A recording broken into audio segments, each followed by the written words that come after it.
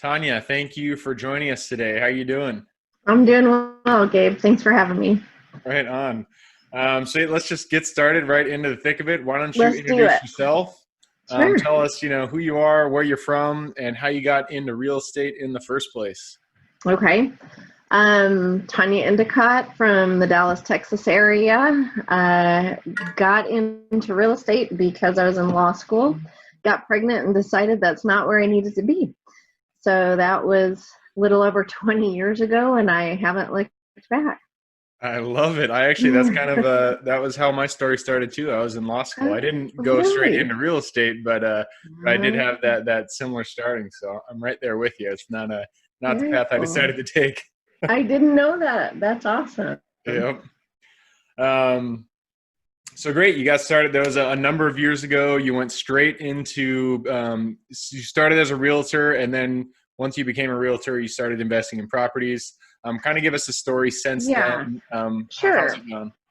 So once I got started in real estate, was a big, I've always been a big proponent of not having to find each deal, trying to make that mass deal work. So I went into foreclosures and worked with the different corporations, and I listed homes for 21 different banks, and kind of gotten thrown into, without having any experience, having to rehab the properties for the banks and then pay the contractors up front, get paid on the back end, and then if the bank went under when all of that happened, then I didn't get paid back. So I kind of learned in my real estate experience how to rehab properties, how to deal with contractors, how to go into a property and say, I need to do this, this, this, and this to make a buyer buy it for the price that I want them to buy it at. So Got you. that's kind of how I got started. And it was a really natural transition into investing at that point. And so I started learning how to buy properties on the courthouse steps. Oh wow. And that was my first two properties ever were bought on the courthouse steps, which I don't advise unless you really know what you're doing, just FYI. So, Yeah, that sounds like I've never done it, but it sounds like a high stress kind of situation. You got to make the decision on the dime. You got to know your numbers. You got to go in there prepared. yeah, well, and that's not even the most important part. The big thing is you have to know that that property doesn't carry $100,000 tax lien on the back that you just bought with your money. Oh, interesting. I didn't know Because, that. So you're oh not yeah, able to if take it through you, title and no, not at all. You pay cash on the spot. You have to bring cash with you to the auction, and any liens that don't get wiped out by the first lien holder, you are now an owner. oof, So that is that's why rough. I say you need to know what you're doing. You don't bid on property that you haven't done the research on, and you could do research on 50 properties looking up title stuff in the county records, and one of them may come up for sale. Gotcha. So, Huh. but I mean, I bought property for 15 grand, and I I rented it out for years and years, and then later sold it for 189. So That's not bad. It's not bad. now it was Um, literally a shell of a property, and I dumped a lot of money into it first. But anyway, Still, that's I'm sure you still had a pretty good ROI on that property. yeah, yeah. Um, That's great. So why don't we kind of stick into that? I want to ask you a little bit about your business, what you're doing. It sounds like, Sure. I mean, you got two sides. You're a broker. So you have the brokerage side. You deal with Yep. investors on that side, helping them find good flips, helping them find good rentals. And then you Hmm. also have your investing side of the business. So kind of tell us, what are you doing today? In present day, what's your bread and butter? What's bringing the dollars in the door? Right. So, I mean, we have a traditional side, and because I've been doing it for so long, it just kind of flows. I've got a team of agents and great staff, and we're able to just make that magic happen on that end. And then on the flip side, I do that with my husband, and we make a really good team because he knows how to make everything fit into place. And if I say, oh, I really want this, then he knows how to make that magic happen. So, I mean, I remember one property we walked into, and it was literally with a black marker. And we went in, and on the walls, we drew X's. We were getting rid of this wall, and I want a door here. And then he just went in and made the magic happen. Now, he's not just the grunt work. I mean, he also has brilliant ideas as well. But you know, that's how we work. I run the numbers. I'm the numbers cruncher, and then he goes in and he says it'll take this number of dollars to make what you want happen. And a lot of times we'll pick out supplies together, but we try to stick to the same paint colors. And I mean, and we don't, it's not like the TV shows. I mean, everybody watches those TV shows and they're like, oh, let's create a whole new project every single house that we get. And if you do that, you end up getting yourself into trouble. That's absolutely true. And I mean, I can attest to the fact of having a solid partner and having a partnership that you kind of help each other. I mean, you fill in the gaps where the other one kind of, you know, you're each working with your strengths is incredibly important. So it sounds like that's what you and your husband have. And so it's awesome that that's working out so well. Yeah, for sure. For sure. So on the investing side, what is it that you guys focus on? You're doing flips, and it sounds like you also buy rentals. What what is that side? Yeah, so I used to have multiple rentals, and then went through a divorce and no longer have those rentals. But we kind of set out our map, as you will, of what we want to accomplish, and definitely the buy and hold strategy is on there. I've been in that space before. I like that space because of the residual income that just happens each month. And in Texas, you know, with so many corporations here and that kind of stuff, it's a great place to have buy and hold property. So my thing is, I learned, I mean, I almost went under in my business career in real estate in 2009-ish, 2010, because I had all my eggs in one basket. And I wasn't doing flips. I wasn't really doing anything. I literally was only listing foreclosures for the banks. And then all the banks went under. There were no more foreclosures. And it was a struggle. And there are a lot of people in Dallas who went out of business during that time because they weren't able to readjust what they were doing fast enough. And luckily, I was able to do that. And I decided I would never do that in any business again, have all my eggs in one basket. So for me, a diverse portfolio is super, super important. That is, yeah, that is absolutely true. So how do you go about diversifying your portfolio now? It sounds, I mean, you used to be 100% in foreclosures. Now you got your brokerage, you got your fix and flips, and then you're also buying rentals. Is that? Yes. Yeah. So we're also on track to do some buy and holds this year. Yeah. And then eventually I want to do some buy and holds on multifamily property, like 100 doors, apartment complexes, but I haven't reached there yet. So yeah, that's great. No, that's that is something that a lot of investors are interested in. So multifamily is it's a really big it's a big undertaking, but it's a lot of fun. But you got to start a single family, right? you know, you do. You have to start somewhere. You can't eat the whole elephant all at one time. It's bite by bite, right? Or the cow, or whatever the analogy is. Anyway, it's about one step forward instead of trying to figure out how to do everything all at once. Yep. So. Yep. So I understand you are, you know, in your partnership, you are kind of the one that deals with the numbers. You're really analytical. You understand how to identify a good flip, a good rental when you see one.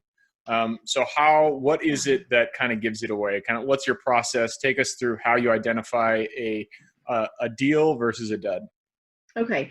So the very first thing that I do, because I have to tell you, I probably get 50 emails a day from wholesalers or people who have investment properties and it's like, oh, I have this great deal, doesn't need a lot of work, and you can buy it at 135,000 and the ARV on this property is 150.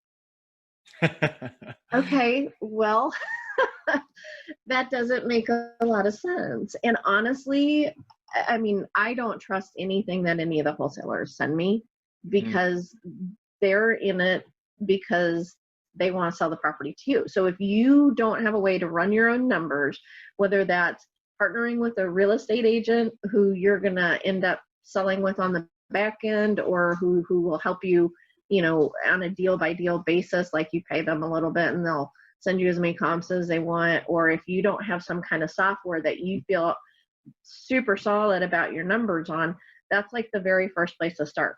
Because I don't care if somebody says they have the sweetest deal in the world, if their numbers are off and you planned on their numbers, then it's ultimately going to fall on your shoulders when you have to sell and you're underwater in that property. They don't care, they're gone. So when I'm running numbers, the very first thing I do is what are they selling it for right now? And then what do I realistically see the ARV being? And I don't try to reach for that, because obviously the wholesalers are saying, let's reach for that high number. You don't want to try to reach. I mean, if there's any kind of shift in the market, it's not usually going to happen overnight. But you also aren't going to get that property done overnight either. So you're going to forecast a little bit and say, okay, what's happened in the last 6 months here?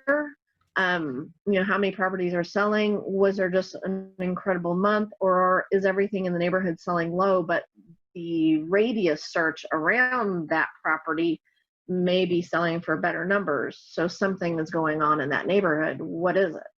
So it's just really, really digging down into what your end price number is going to be.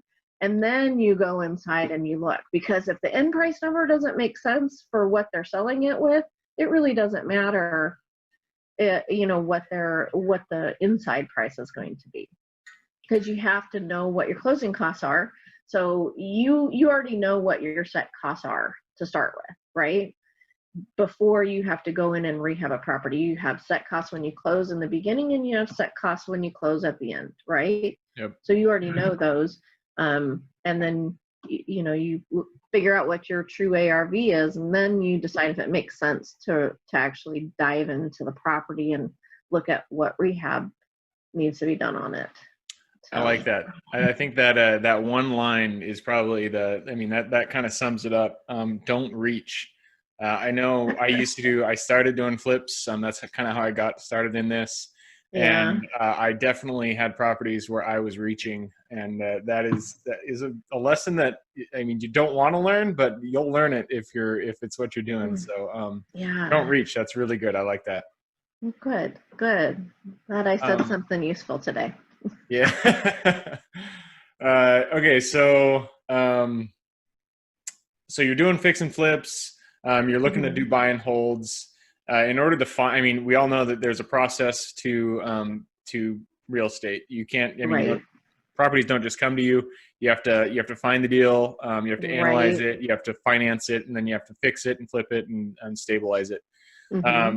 So take us to the very start of that funnel for you. How do you go about finding properties? You're a realtor, so you get to see stuff on the market, but do you do any off-market marketing, or how does that look for you? So I'm going to tell you what has happened for us, but that's not going to be the situation for everybody. I'm not going to be your best guru on this, because I haven't figured out that magic strategy yet. Okay. Where someone else could duplicate it. Yep. And I'm always a level with you kind of person. I don't try to sell you the stars and the moons, but the thing that I will tell you is, I told you about a couple of courthouse properties. In my real estate dealings, just normal real estate dealings, I come across properties where people just want out. Yeah, they just want out, and that's just all there is to it. And it was so funny. I think it was a couple years ago, maybe. I was at a listing appointment with somebody, and he's like, I just don't want to deal with people coming in my house. I don't want to do repairs. I don't want to anything. And I was like, well, I could buy it from you. And it Problem just solved. kind of, my husband, I came home and he's like, are you crazy? Where are we going to get the money to buy this house? And I said, I don't know, but we're going to do it. And we did. And, you know, I mean, I interviewed a bunch of hard money lenders and paid way too much on the hard money lender I chose. And I mean, so setting all of that up even before you find the property is a really good choice, as opposed to finding a property and then scrambling to figure it out at that time.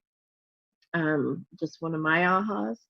But anyway, it just kind of snowballed from there. I mean, he saw what you could do relatively easy with the property, and I think we made 40 on that one. It's not bad. You know, somewhere similar in that range. And I think we were in it for maybe 3 months, you know, from the beginning to the end. So it was just one of those nice cherry deals that everybody hopes for, right? Nice. I like it. So that's where you get the majority of your deals today is on market through the MLS or your equivalent of the MLS?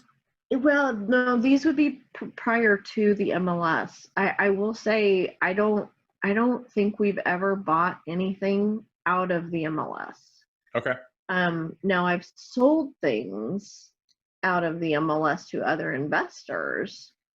So I'm not saying that's not a good place to go, but I think your competition is a little more fierce there. Mm-hmm. Because everybody has programs that scrub the MLS, and then you end up in these multiple offer situations, and any good agent isn't going to just take the first offer that comes in because they're trying to get their seller the most money, and it is what it is.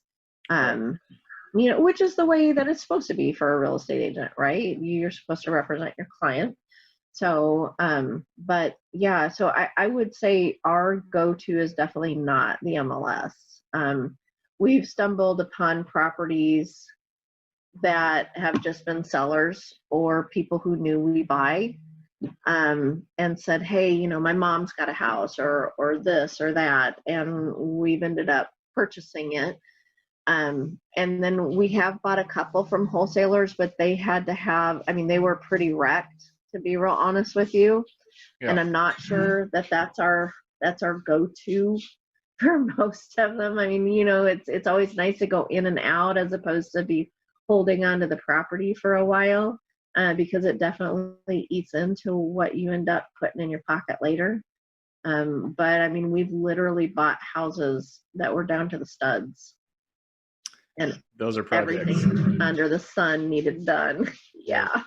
So. Yeah, those are the hard ones for sure. That's kind of what got me out of flipping was having a deal like that and just having everything go sideways and finally being like, you know what, this is not the model for me. Yeah, I mean, I heard someone, I can't remember what, you know, there's all kinds of different gurus out there preaching lots of different things, and somebody had called it wholetailing or something like that, where basically you're buying a property that needs very, very little is what the whole concept is. And that's a good concept. You just, again, your numbers are slim. And so you have to just be really, really solid on your numbers. And I've seen so many investors just on the real estate side before I ever started flipping get really caught up in the emotional aspect of it and say, well, I don't want these cabinets. I want custom cabinets, and I want this floor because it looks better than this floor, even though this floor is less expensive. And I want this and I want that. And they make it this like labor of love. And I'm not saying you don't pour some love in those houses, but again, it's not like a TV show, because every penny you spend on that house is a penny you're not getting out of it. Yep. You know, so I mean, we ask ourselves 3 questions, and is it necessary for the sale? You know, is it a hazard? Like it just is a health issue that has to be taken care of? And will a buyer, will it increase our outcome when a buyer buys? Because there are things that will. There's definite improvements you can make to a property that will increase what you can sell for, like granite or a quartz or something. But you're not going to get more for quartz than you do for granite. Right. Yep. So does the neighborhood have to have quartz? It depends on the price point you're in. You know what I mean? But some people are like, well, let's take this $200,000 home and put quartz in it and do this. And you're like, well, why would you spend that extra $6 a square foot for quartz? Like, why would you do it? Yeah, and same goes for flooring. You don't have to put the $6 per square foot, hard oak down. Just put a laminate. Looks just as good. Call it good. Yeah, I think the more you can kind of stick to a package, which is the mentality of the builders who build, rows of houses, and they go in and they're like package A, package B, package C, package A, package B, package C. You have to stick to what is going to sell. Don't try to, it's fun to do something creative, but pick one thing that you can do that'll make the house pop a little bit. Like we put a pot filler in a house it was sticks. Okay. And I think that was actually my husband's idea. Hey, should we put a pot filler in here? It was right by the sink. It literally cost us like $200 to do, but it just kind of is that wow factor, you know? So you gotta pick your pops. I like that. Pick your pops. There you go. That's absolutely true for flipping. You can't, I like that you said, kind of follow what builders do. They have their defined templates that they use when they go in and build because they're doing in volume. Unless you're flipping your own house, you don't try to use all of your creativity. Just do something that can be replicated over and over again. Because that's when you really get to volume. That's when you really get to the volume. So. And it doesn't confuse the contractors that you're working with either. Like they don't have to try to figure it out. They just know. That's a good point, actually. I didn't even think about that one. On that point, working with contractors it is the hardest part, in my opinion, when it comes to flipping houses. So what's your strategy there? How do you go about selecting a good contractor? I know once you get a good one, you kind of just hold on to them for dear life. But how do you go about finding those good contractors? Well, so we join groups, and that's not 100% foolproof. I'm just going to say you still want to do your due diligence on the contractors. And I'll tell you, I mean, it's not that we've never been burned. I don't think you can flip for any given time and not be burned by a contractor at least a couple of times. If you haven't, well, I don't know your secret, but but I will tell you, so I know Spanish. All right. Yep. So I speak Spanish. And so when they talk, I can understand them. So I definitely advise speaking Spanish. It's a good thing. Even if it's not just about contractors, it's good. It's good to know what they're saying, when you're in the room. Yeah, I like that. I like that. Speak the language of the contractor. Speak the language. And then, and my husband and I, we kind of trade off the good guy, bad guy routine too. And it works. Okay. So if he's got a contractor that's not, that's pissed off with him, then I'll call and do the good guy routine with him. Oh, what's going on? And vice versa. If I've got somebody that I can't get to snap to, then he'll call and be the bad guy. So, I mean, we definitely play that. I like it. That works. Yeah. So, but I mean, it's really about, it's about networking with other investors in the area. Hey, who did you use for this concrete work? Who did your electric? There's a lot of really good contractors out there, and there's a lot of great networking groups. So get involved in some of the networking groups that are in your area, and you guys will end up sharing contractors. I like it. Good advice. I'm going to switch gears just a little bit here. We're going to step away from talking about your individual business. And I kind of want to go into your stories, your experiences. We all know real estate it's a roller coaster. You got your ups and you got your downs, both financially and emotionally. Yeah. So kind of take us to one of your low points, and tell us, what was that experience, and mainly what was the lesson that you learned from that? Okay. So, when you first get started flipping, it's it's really hard to juggle more than one property at one time because you end up with all of your money in one property. Um, at least the way I do it, because I hate paying people to use my money. I hate it. Okay. It's like, yeah. So I hate the hard lenders where you have to escrow your money and then you have to pay them to come out and take a look at your property and approve what you've done and get your money out from them. I hate that. So I use hard money lenders who don't do that. Okay. But I fund my rehabs. So we end up with a lot of money in a given property at any time. And I mean, we've been really lucky, I think. Maybe not lucky. I'm not going to say it's luck because it's a lot of hard work and a lot of uh, homework on a property before we buy it. So I'm not one that I'll see it come across my email and be like, let me write you a check. I'm gonna run my numbers. It's not gonna take me long, but I'm gonna do it. It's just how I work. Nobody's gonna strong arm me into buying a property with that. It's gonna be pulled away. Someone else is gonna get it. Okay, then I guess it wasn't meant to be. Um, but so anyway, the only thing that I can think of is when it always sucks when you don't have enough money to buy a property that you see that is going to be a great deal because you've got all your money tied up in something else. And I remember there was one property we were literally waiting for one to close so that we would be able to buy another one or finish work on another one. I can't remember which was the scenario, but I was literally like, okay, if that doesn't close, then we're not going to be able to pay this. Oh man.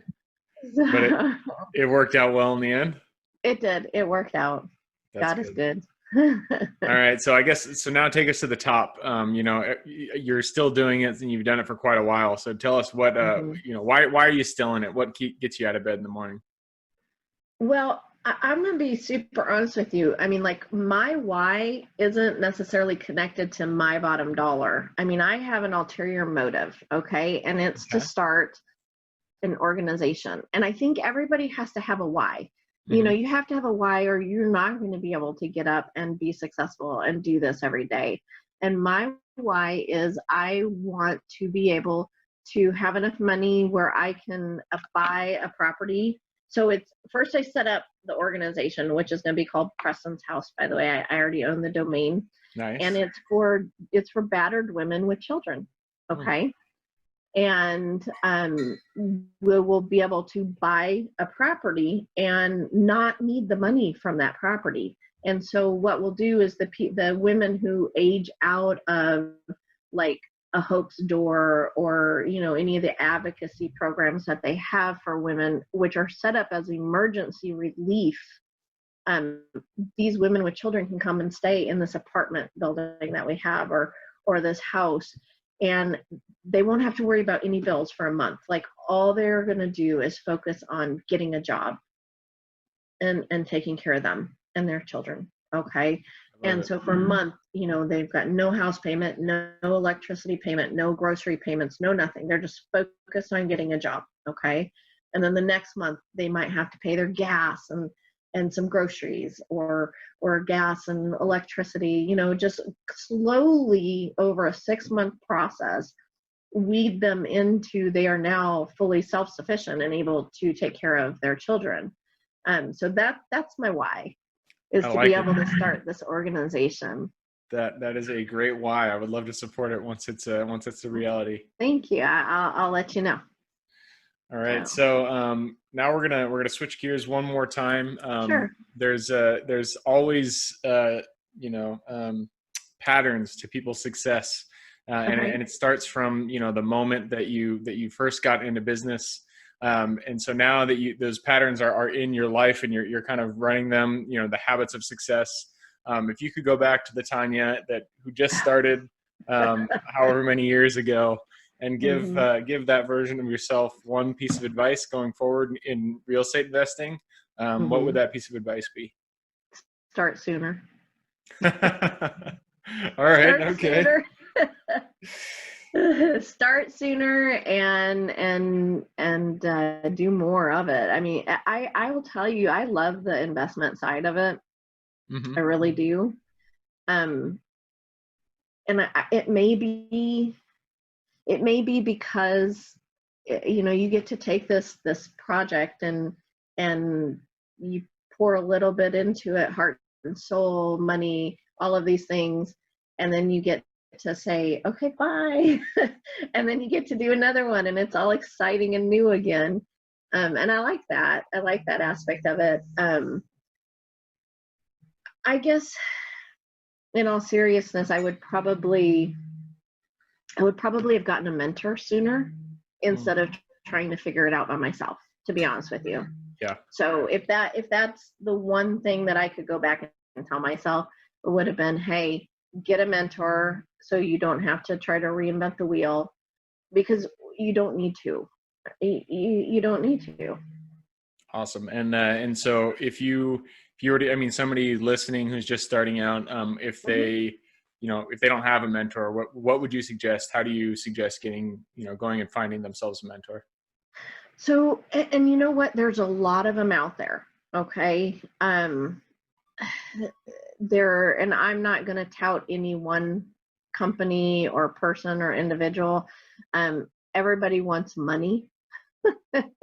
Imagine that.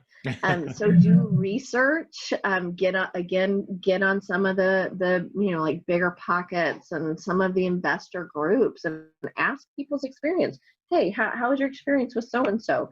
Hey, was this program worth buying? Because I remember, like, I don't even know how long ago this was, but it was like on TV, they were selling this one size fits all. Oh, you can make $1 million without spending $1. Run from those programs. Okay. I even remember the person who put that on, and I'm not going to say the name. Oh man. But anyway, there is not usually a one size fits all for the entire United States, because every state has different laws. Like Texas, we're a non-disclosure state. Okay, that's not necessarily true in like Minnesota or Tennessee. So someone who's selling a program in Tennessee may not really have the best programs for Texas, because they don't know our laws and they don't know the market, to be quite honest with you.